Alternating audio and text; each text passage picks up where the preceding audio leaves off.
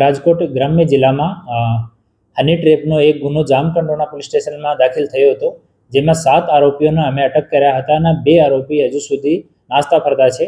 પછી અમે લોકો જ્યારે એનું CDRનું એનાલિસિસ કરતા હતા તો રેકોર્ડ ઉપરથી અમને એક ઓર ફરિયાદી મળ્યો, જેની ફરિયાદ ઉપર જેતપુર સિટી પોલીસ સ્ટેશનમાં આ જ આરોપીઓ વિરુદ્ધમાં ગુનો દાખલ થયો છે. અને આ તમામ આરોપીઓનો CDRની ચકાસણી કરતાં મોટા પ્રમાણમાં આમાં નંબર મળ્યા છે. અને અમે લોકો જેતપુર સિટી પોલીસ સ્ટેશનથી તમામ લોકોને સંપર્ક કરી રહ્યા છીએ.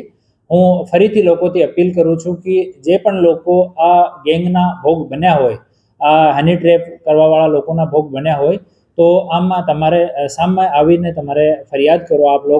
હું આપને અપીલ કરું છું અને સાથે સાથે હું ખાતરી આપું છું કે આપની પ્રાઇવેસીનો, આપની સામાજિક પ્રતિષ્ઠાનો પોલીસ ધ્યાન રાખશે. આપ લોકોને ડરવાની કાંઈ જરૂર નથી. આ લોકોનો એમો જ એવો છે કે એ લોકો સૌ લોકોને ટાર્ગેટ કરે છે. એમાં કોઈ પરિવારનું, કોઈ સમાજનું કોઈ પણ માણસ આમાં ફસી શકે. તો આમાં કોઈ માણસની ગલતી નથી. તો આ લોકોથી બિલકુલ બી ડરવાની જરૂર નથી. 2 ગુના દાખલ થયા છે.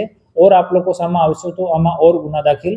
આમાં સેમ એમો છે કે એ લોકો મેસેજ કરે છે સોશિયલ મીડિયા ઉપરથી. એ લોકો કોઈ પ્રતિષ્ઠાનનું એડવર્ટાઇઝમેન્ટ કરતો હોય તો ત્યાંથી એ લોકો નંબર લે છે.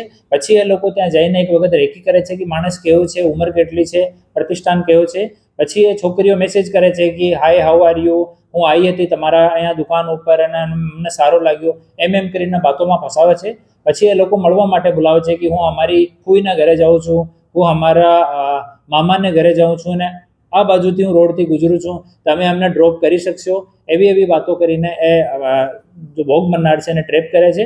પછી જ્યારે ભોગ બનનાર આવી જાય તો આ ગેંગની જો મેમ્બર છે લેડી, આ શામાંથી ઇનિશિએટ કરે છે કે માણસનો હાથ પકડવો અને માણસ સાથે ઇન્ટિમેસી કરવો, એ શામાંથી ઇનિશિએટ કરે લોકો.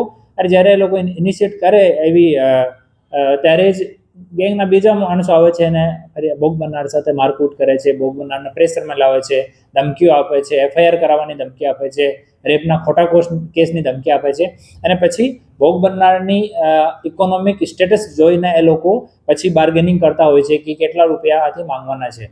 અને જ્યારે કોઈ કનેક્ટેડ માણસ હોય, પ્રતિષ્ઠિત માણસ હોય, કે કેવો પોલીસનો માણસ હોય, વકીલનો માણસ હોય, કોઈ પોલિટિકલ ફેમિલીનો માણસ હોય, તો એવા માણસ હોય તો એ લોકો જવા દે છે. બાકી આમ આદમી અને એવો છે કે જો માણસ સામાજિક પ્રતિષ્ઠાથી ડરે છે, આ માણસને એ લોકો વધારે ટાર્ગેટ કરે છે. તો હું ફરીથી આમ જાહેર જનતાને અપીલ કરું છું કે આપને ડરવાની જરૂર નથી. આપની સામાજિક પ્રતિષ્ઠા ખરાબ થાય એવો કોઈ સંજોગોમાં કામ થશે નહીં. આપ લોકો આવો, અમે લોકો પૂરી પ્રયાસ કરીને આપની મદદ